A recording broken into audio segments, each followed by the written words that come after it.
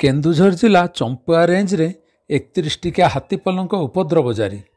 ଏହି 31 ଟିକିଆ ହାତୀପଲ ଉଖୁଣ୍ଡା, ବର୍ଦ୍ଧନା, ଟାଙ୍ଗରପଡ଼ା, ନିଉଣ୍ଡି ଆଦି ଅଞ୍ଚଳରେ ଗତ 3 ଦିନ ହେବ ଧାନ ବିଲରେ ପଶି ଫସଲ ଖାଇଯିବା ସହ ପାଦରେ ଦଳି ଚକଟି ନଷ୍ଟ କରିଦେଉଛନ୍ତି। ହାତୀପଲ ଦିନ ସମୟରେ ଜଙ୍ଗଲ ପାଖରେ ଥିବା ଜଳାଶୟରେ ପଶି ଘଣ୍ଟା ଘଣ୍ଟା ଧରି ଜଳକ୍ରୀଡ଼ା କରୁଛନ୍ତି ଓ ଏହାପରେ ଧାନ କ୍ଷେତରେ ପଶୁଛନ୍ତି ଓ ରାତି ହେଲେ ଗାଁ ମୁହାଁ ହେଉଛନ୍ତି।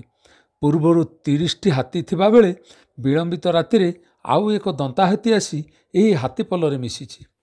ଏହି ହାତୀପଲରେ 12ଟି ମାଇ, 12ଟି ଦନ୍ତା ଓ 7ଟି ଛୁଆ ହାତୀ ଅଛନ୍ତି।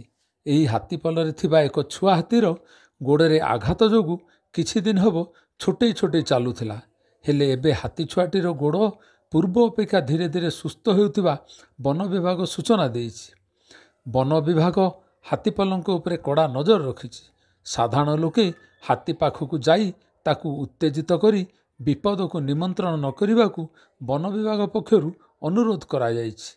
ଏବେ ଏହି ହାତୀପଲ ବର୍ଦ୍ଧନା ଗାଁ ନିକଟରେ ଥିବା ଜଙ୍ଗଲରେ ଡେରା ପକାଇଛନ୍ତି। ଖବର କେନ୍ଦୁଝର।